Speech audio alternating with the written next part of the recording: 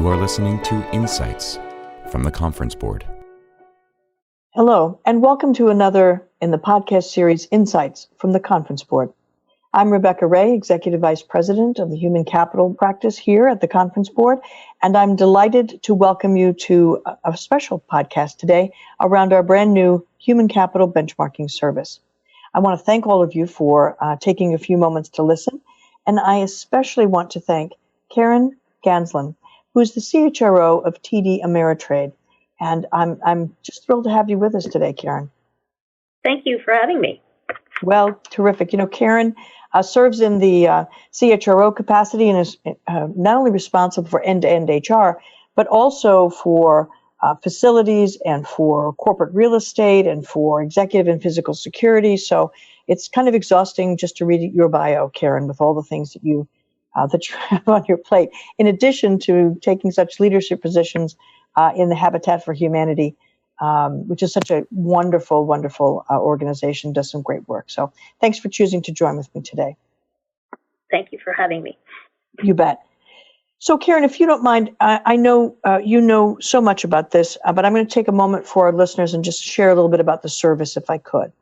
So we are looking at a benchmarking service, and perhaps the question many of you will have on your mind is why. There are other benchmarking opportunities out there in the human capital space.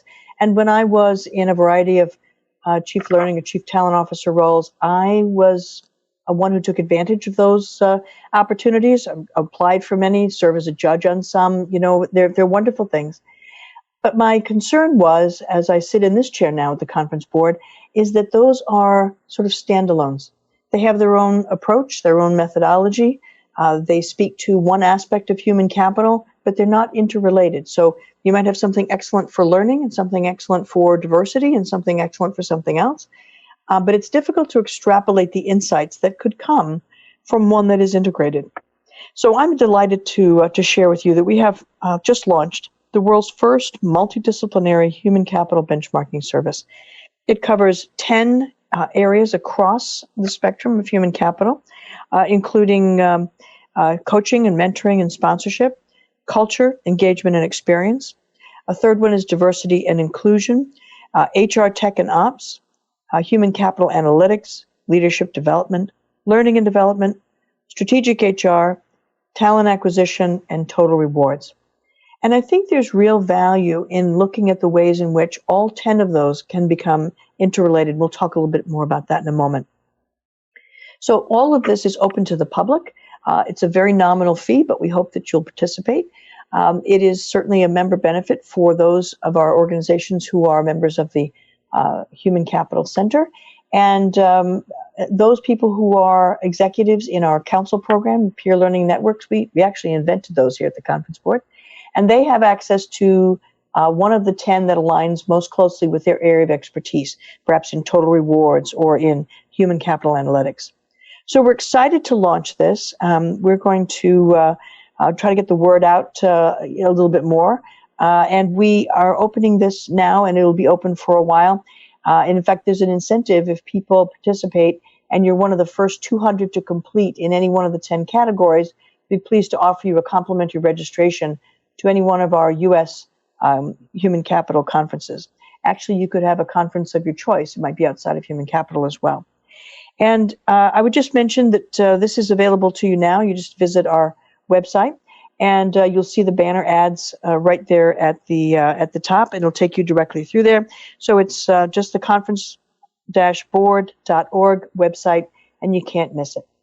So with that, I'll shift gears a little bit and ask Karen to weigh in a bit if I could.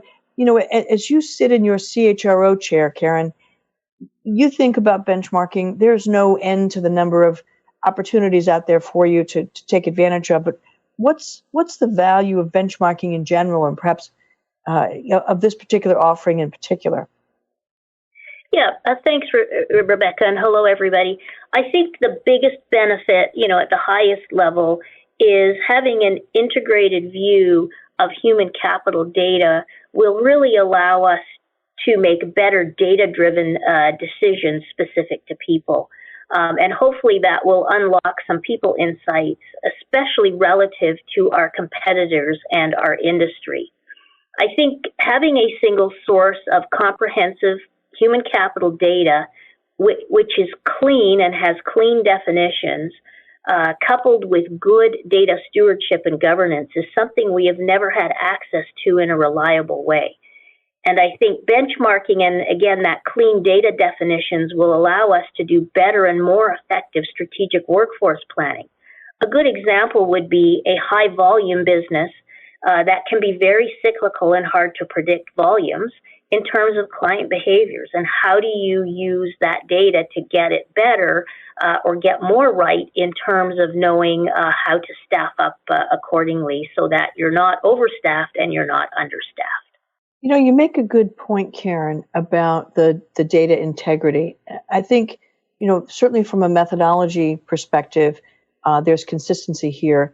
When we worked with the executives who are members of our council programs, these are the groups of, you know, heads of diversity who partner together to best serve their organizations, or those who had, let's say, total rewards for their organization. We asked them, you know, what's most important to you, and where should we focus? I mean, I'd love to tell you we're going to boil the ocean here, but we're not.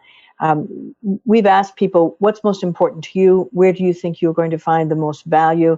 And that's where we've tried to ask around, as opposed to having an endless, you know, survey of things that would be fun to ask, but perhaps are not as critical to our member companies. So that's where we went. But I think also just the ability to be able to extrapolate across the different categories is where we're hoping to really make an impact and offer something unique. But exactly.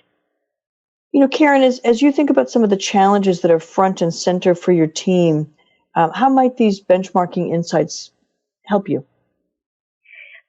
So I think, you know, first of all, we're in the midst of a large potential merger or acquisition.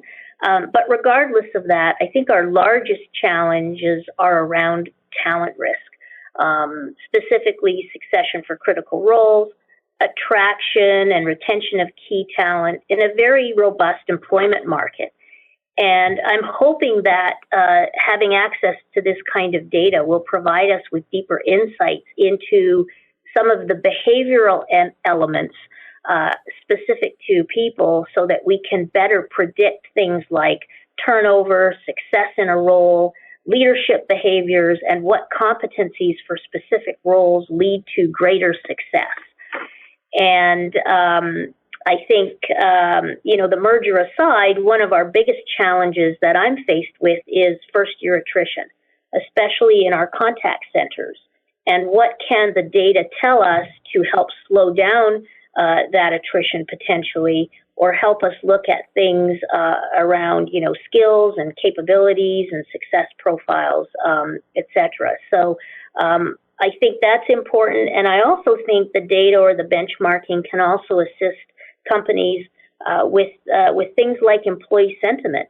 As we head into increased uncertainty or a tighter labor market, in particular generational sentiment, and what those retention drivers are as the workforce continues to get younger. Yeah, there's no question that this is a time of really disruptive change. And I think the more data points that we can rely on, I think makes any of us smarter, that's for sure. But I know this attraction and retention of talent is paramount across everything that we hear from our member companies, and it's not going to get any easier. I don't think so. You know, I know that you have a sort of an advanced analytics team doing some terrific things, and I wondered if you might just share some of the things that you think could be pitfalls or things to be aware of as we try to ensure that the data and the benchmarks, you know, really do add value. Yeah.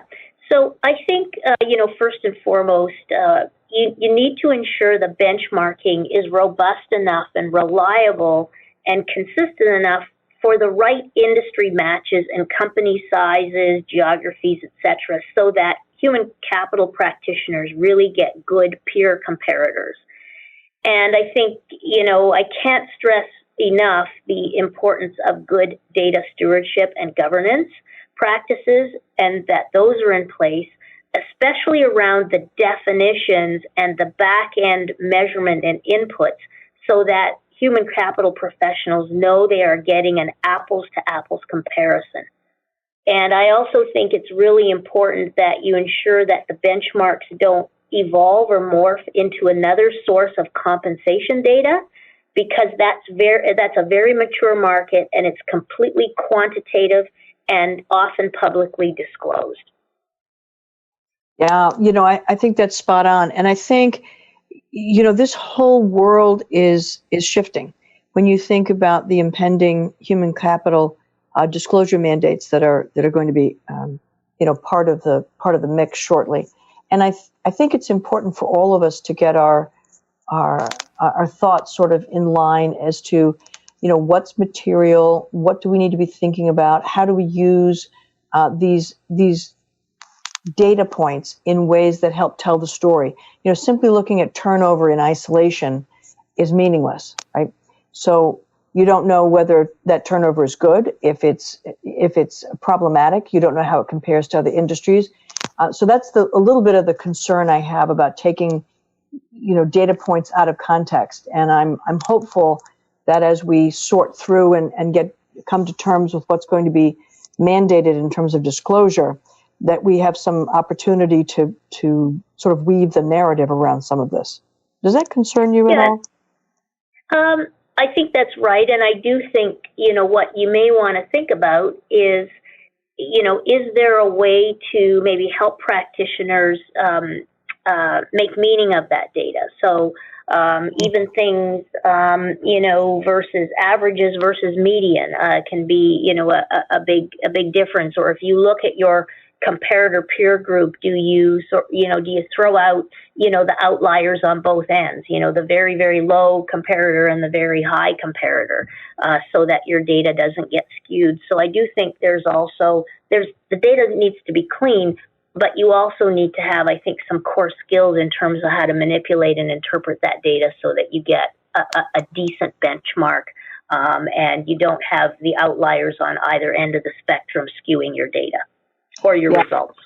That's a great point. And I think when folks have a sense of, how the self-service charts and graphs will work, and they'll be able to see in real time sort of where their organization stacks up on key metrics in any one of these 10 that they've perhaps participated in. I think, to your point, the larger the sample, the more robust the experience, and the greater the ability to compare. That will make this, I think, begin to sing, if you will. Yes. Karen, when you think about benchmarking, so there's one thing about being able to know where you are, right? And it's another to sort of know with certainty, or with at least a reasonable level of confidence, where you're going to go. What would you say is the next step of the journey in the benchmarking space? Yeah, and I think traditionally as human capital professionals, we haven't been strong in the data and benchmarking space, other than sort of the obvious things that are measurable, the compensation space, the turnover space. And I think as we get more comfortable with analytics and having that data, I think the next step of the journey is we really have to evolve to being able to do predictive analytics. And what I mean by that is using the data to begin to see patterns of behavior so that we can make better and more informed decisions or judgment calls on human capital investments. How cool would it be if we could begin to predict things like employee readiness, employee turnover, flight risk, or employee sentiment analysis beyond core engagement and survey data benchmarking? Yeah, that is the holy grail, isn't it? I mean, when you can marry up information on employee sentiment and use that to predict turnover or flight risk, that's when you really have, I think, gold. That's right. And I think that whole pattern recognition is what has caught on with the whole AI space. So, again, with artificial intelligence, you're not replacing human judgment, but, you've got better data sets to do, the the very quantitative stuff so that you can then spend your time making the more qualitative and the judgment around people. Yeah, no, I think that's right. And we're doing a lot of work now on the impact of AI and the various aspects across human capital. And the one that there's a couple that have just come out, but the most recent one is on talent acquisition. And of course, they're a little ahead of the pack, in terms of some other areas of human capital, largely because they have so much data to play with. And so I think that's naturally where some of the artificial intelligence has maybe taken more of a foothold. And I'm just really fascinated by how much can be done now in this AI space as it applies to talent acquisition.